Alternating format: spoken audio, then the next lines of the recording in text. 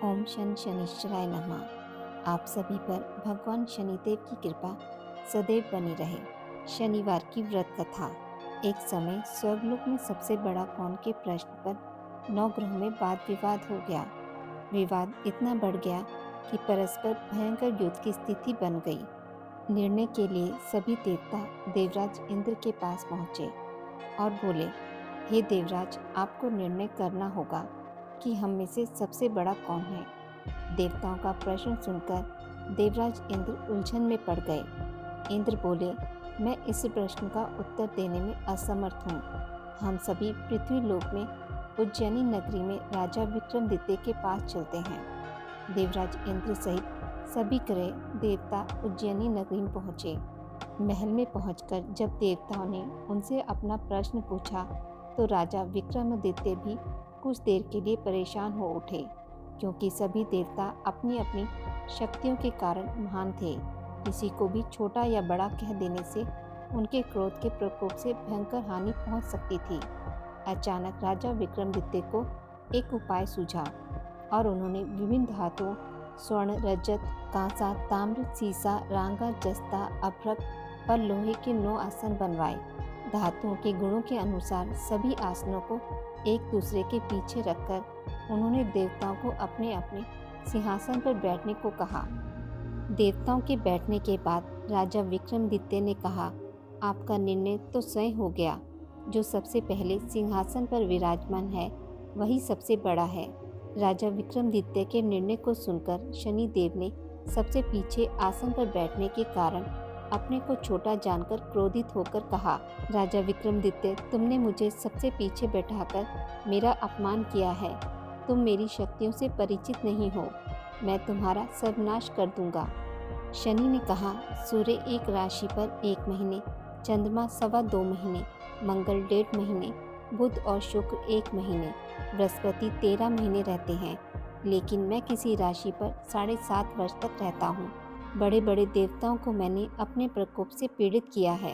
राम को 7.5 के कारण ही वन में जाकर रहना पड़ा और रावण को 7.5 के कारण ही युद्ध में मृत्यु का शिकार बनना पड़ा। राजा अब तो भी मेरे प्रकोप से नहीं बच सकेगा। इसके बाद अन्य ग्रहों के देवता तो प्रसन्नता के साथ चले गए, परंतु शनिदेव बड़े क्रोध के साथ वहां से विदा हुए। राजा विक्रमादित्य पहले की तरह ही न्याय करते रहे। उनके राज्य में सभी स्त्री पुरुष बहुत आनंद से जीवन यापन कर रहे थे।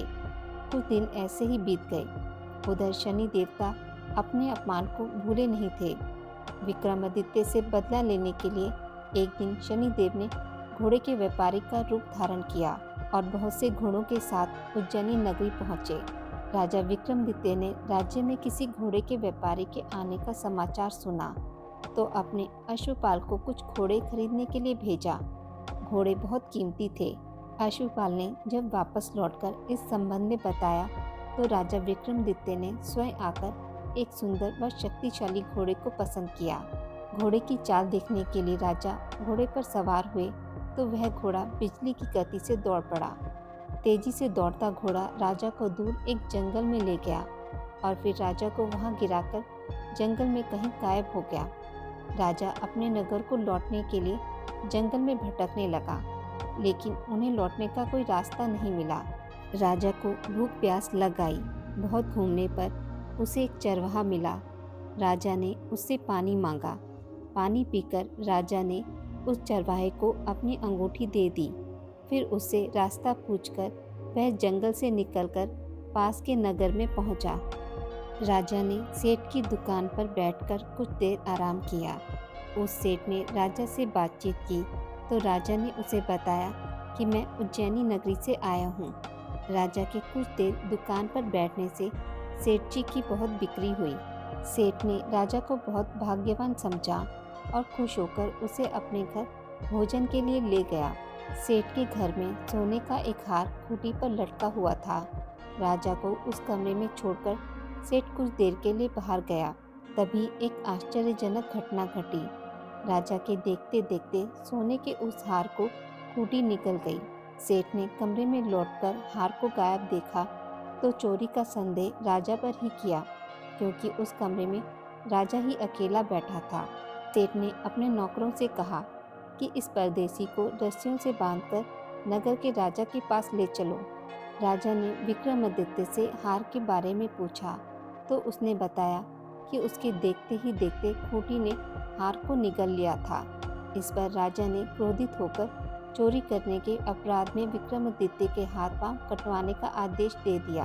राजा विक्रमादित्य के हाथ पांव काटकर उसे नगर की सड़क पर छोड़ दिया गया। कुछ दिन बाद एक तेली उसे उठाकर अपने घर ले गया और उसे अपने कोल्हू पर बैठा दिया। राजा आवाज देकर बैलों को हाँकता रहता। इस तरह तेली का बैल चलता रहा और राजा को भोजन मिलता रहा। शनि के प्रकोप की 7.5 पूरे होने पर वर्षा ऋतु प्रारंभ हुई। एक रात राजा विक्रमादित्य मेघमल्हार गा रहा था कि तभी नगर के राजा की लड़की राजकुमारी मोहिनी रथ पर सवार उस तेली के घर के पास से गुजरी। उसने मेघमल्हार सुना तो उसे बहुत अच्छा लगा और दासी को भेजकर गाने वाले को बुला लेने को कहा। दासी ने लौटकर राजकुमारी को अपंग राजा के बारे में सब कुछ बता दिया। राजकुमारी उसके मेघमल्हार से बहुत मोहित हुई, अतः उसने सब कुछ जानकर भी अपंग राजा से विवाह करने का निश्चय कर लिया। राजकुमारी ने अपने माता पिता से जब यह बात कही तो वह हैरान रह गए। रानी ने मोहिनी को समझाया, बेटी तेरे भाग्य में तो किसी राजा की रानी होना लिखा है, फिर तू इस अपंग से विवाह करके अपने पांव पर कुल्हाड़ी क्यों मार रही है। राजकुमारी ने अपनी जिद नहीं छोड़ी। अपनी जिद पूरी कराने के लिए उसने भोजन करना छोड़ दिया और प्राण त्यागने का निश्चय कर लिया। आखिर राजा रानी को विवश होकर अपंग विक्रमादित्य से राजकुमारी का विवाह करना पड़ा। विवाह के बाद राजा विक्रमादित्य और राजकुमारी तेली के घर में रहने लगे। उसी रात स्वप्न में शनिदेव ने राजा से कहा, राजा तुमने मेरा प्रकोप देख लिया, मैंने तुम्हें अपने अपमान का दंड दिया है। राजा ने शनिदेव से क्षमा करने को कहा और प्रार्थना की कि हे शनिदेव, आपने जितना दुख मुझे दिया अन्य किसी को ना देना। शनिदेव ने कुछ सोचकर कहा, राजा मैं तो तुम्हारी प्रार्थना स्वीकार करता हूँ। जो कोई स्त्री पुरुष मेरी पूजा करेगा, शनिवार को व्रत करके मेरी व्रत कथा सुनेगा, उस पर मेरी अनुकंपा बनी रहेगी। प्रातःकाल राजा विक्रमादित्य की नींद खुली तो अपने हाथ पांव देखकर राजा को बहुत खुशी हुई। उसने मन ही मन शनिदेव को प्रणाम किया। राजकुमारी भी राजा के हाथ पांव सही सलामत देखकर आश्चर्य में डूब गई। तब राजा विक्रमादित्य ने अपना परिचय देते हुए शनिदेव के प्रकोप की सारी कहानी सुनाई। सेठ को जब इस बात का पता चला तो दौड़ता हुआ तेली के घर पहुंचा और राजा के चरणों में गिरकर क्षमा मांगने लगा। राजा ने उसे क्षमा कर दिया क्योंकि यह सब तो शनिदेव के प्रकोप के कारण हुआ था। सेठ राजा को अपने घर ले गया और उसे भोजन कराया। भोजन करते समय वहाँ आश्चर्यजनक घटना घटी। सबके देखते देखते उस खूंटी ने हार उगल दिया। सेठ जी ने अपनी बेटी का विवाह भी राजा के साथ कर दिया और बहुत से स्वर्ण आभूषण धन आदि देकर राजा के साथ विदा किया। राजा विक्रमादित्य राजकुमारी मोहिनी और सेठ की बेटी के साथ उज्जैनी पहुँचे तो नगरवासियों ने हर्ष से उनका स्वागत किया। अगले दिन राजा विक्रमादित्य ने पूरे राज्य में घोषणा कराई कि शनिदेव सब देवों में सर्वश्रेष्ठ हैं। प्रत्येक स्त्री पुरुष शनिवार को उनका व्रत करे और व्रत कथा अवश्य सुने। राजा विक्रमादित्य की घोषणा से शनिदेव बहुत प्रसन्न हुए।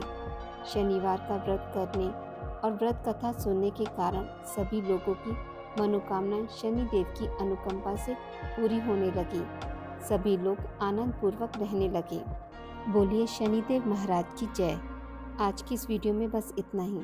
मित्रों, अगर आपको मेरी वीडियोस पसंद आती हैं तो उसे लाइक और शेयर ज़रूर करें और पूजा पाठ से जुड़ी जानकारी के लिए मेरे चैनल को सब्सक्राइब करना ना भूलें।